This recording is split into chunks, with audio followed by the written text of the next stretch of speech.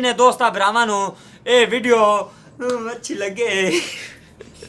अस्सलाम वालेकुम मेरे भाइयों दोस्तों, तुहाडा भरा मोनोटाइज उर्फ गुराड़ा अज एक नवी शानदार ते धमाकेदार वीडियो लैके हाजिर होया है। क्योंकि अज दी वीडियो मोटरसाइकिल दे फ्रंट लाइट ते बनाई है।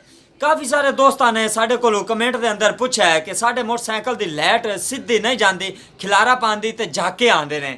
तो अज असी इस वीडियो के अंदर वो लाइट हाजिर की है जी तुहानू लानी चाहिए तो तुहाडे मोटरसाइकिल की लाइट सीधी जाएगी 2-3 किलियां तक। तो अज जनाब आला ए तुसीं वेख रहे जे मेरे को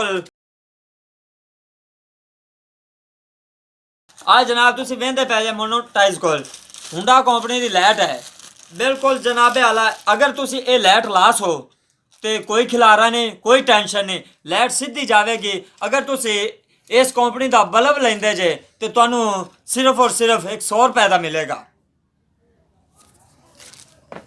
अच्छा दोस्तों, यहाँ पर देखें, क्योंकि काफ़ी सारे दोस्तों ने हमसे पूछा था कि हमारी जो लाइट है वो उसमें झाके आते हैं, ठीक है, तो वो खिलर जाती, यानी कि सीधी लाइट नहीं जाती, तो उसमें कौन सा बल्ब लगाना चाहिए।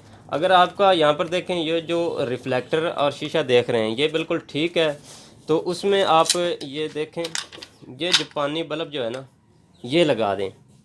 ये स्टेला का बल्ब आता है 100 रुपये का। ये अगर आप बल्ब लगाएंगे तो आपकी लाइट जो है ना वो सीधी जाएगी, इसमें खलारापन नहीं आएगा। तो ये कैसी लगानी है इसको लगाकर आपको दिखाते हैं। तो जेड़े दोस्तों ने साडी वीडियो नू लाइक नहीं किया वो जरूर किया करो, क्योंकि गुराड़ा आजकल बहुत ही आला किस्म दी वीडियो लैते हाजिर हो रहा है।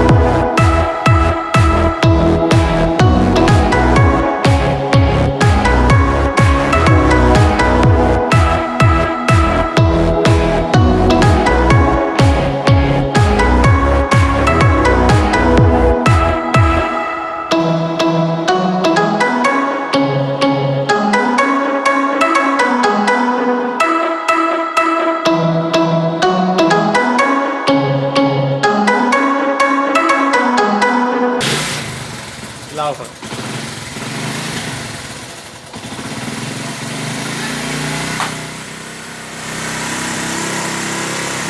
साइड से रेस दे